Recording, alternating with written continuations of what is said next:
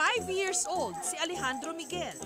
4 years old naman si Adriana Isabel. Parehong malikot at bibo. He is boring. Panay daw ang kulitan sa mga taping. Pero kapag naka-roll na ang camera, effortless ang pag-arte. Si Adriana ang ganon. Parang feeling ko nasa dugo na niya talaga na pakitang gilas. Ganon. Ihilig niya kasi talaga yun. Gusto niya yung maraming tao. Bibo siya talaga. Si Alejandro, katulad din daw ng kanyang lolo Aga, mahilig sumayaw. Siguro kasi para nakikita niya, yun na yung lolo and lola niya. Palagi nasa TV, lagi nag-a-act or lagi nag-perform in front of the camera.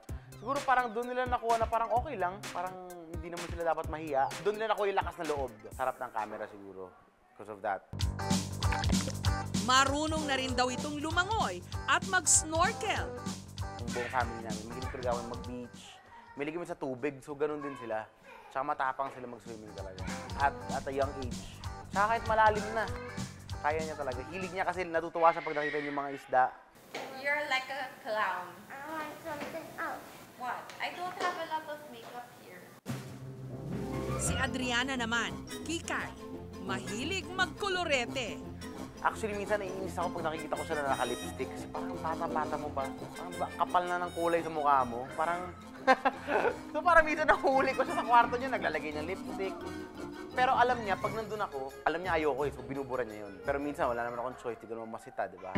Bagamat lumaki si Luigi na may mga problema, nung ito'y nag-asawa at nagkaroon ng mga anak, para na rin daw nagkaroon ng direksyon ang kanyang buhay. For me, parang naging blessing yun talaga to have Alejandro and Adriana in my life. I mean, parang it changed me a lot, di ba? Siguro parang mas naging responsible siguro ako sa buhay, mas naging mature ako. I mean, mas naintindihan ko na yung parents ko ngayon kasi nung pinapalaki nila ako, parang, di ba, nahirapan din sila. Ako rin, di ko rin masyado naintindihan. Pero when, you know, when they both came to my life, doon ko na na-realize lahat. Hands-on parents sina Luigi at ang kanyang misis na si Patty.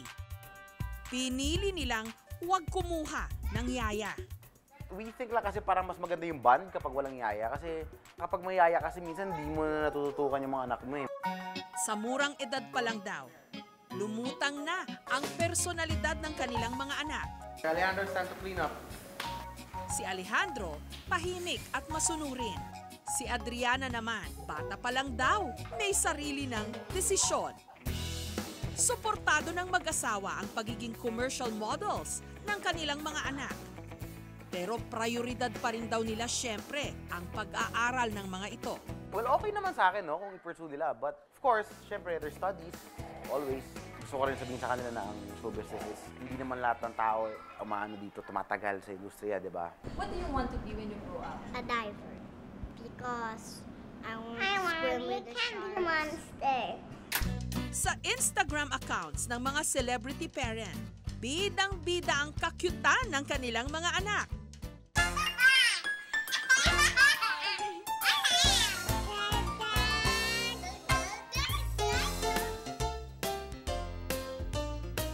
Si Baby Zion, ang anak ni na Richard Gutierrez at Sarah Labati. Where's the airplane? Where's the airplane? Kamakailan lang, nagdiwang ng kanyang aeronautics-themed second birthday. Napakadaldal na nito.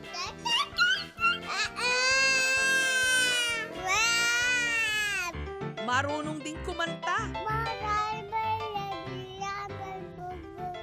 sumayaw, at bumilang.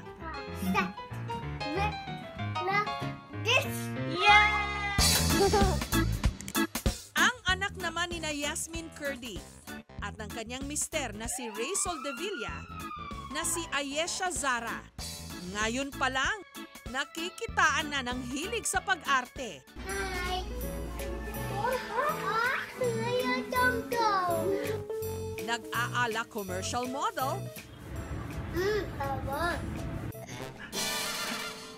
at dramatic actress pa.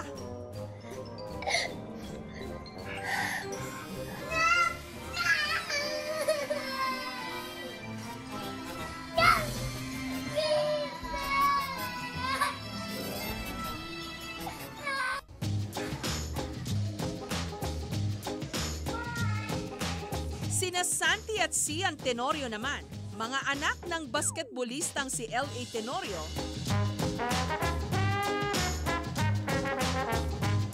cute na cute sa kanilang dancing and laughing video.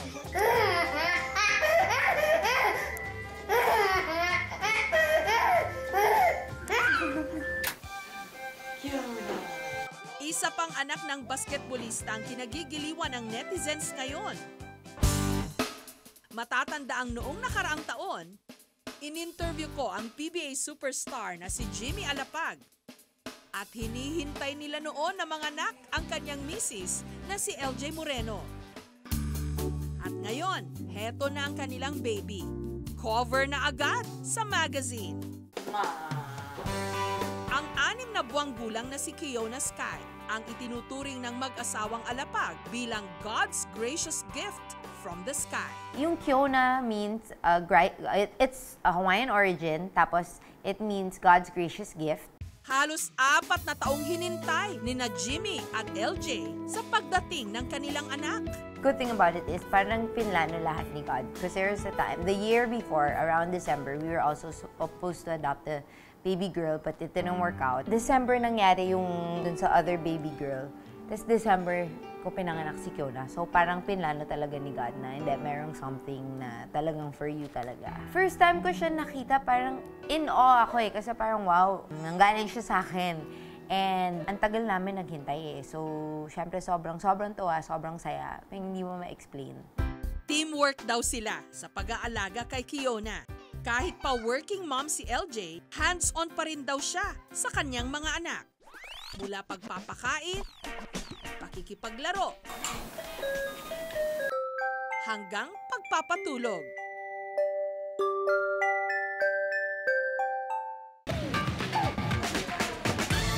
Gaano man kaabala si LJ sa kanyang showbiz commitments at pag-aasikaso ng kanilang negosyo, hindi raw siya pumapalya na araw-araw basahan ng bedtime stories ang kanyang mga anak. Then he saw a kitten. He saw a kitten.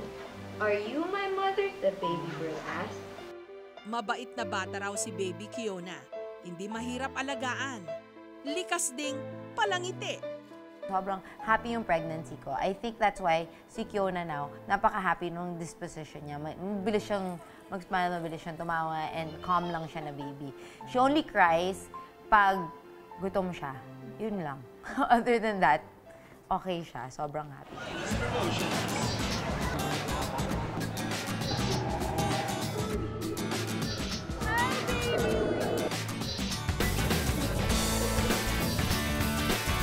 Nagretiro ng basketball player si Jimmy. Team manager na siya ng kanilang koponan.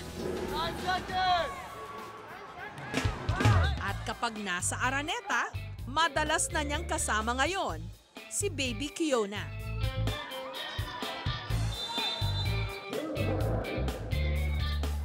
Life-changing, having Kiona, my son, it's been, the biggest blessing in LJ and I's life.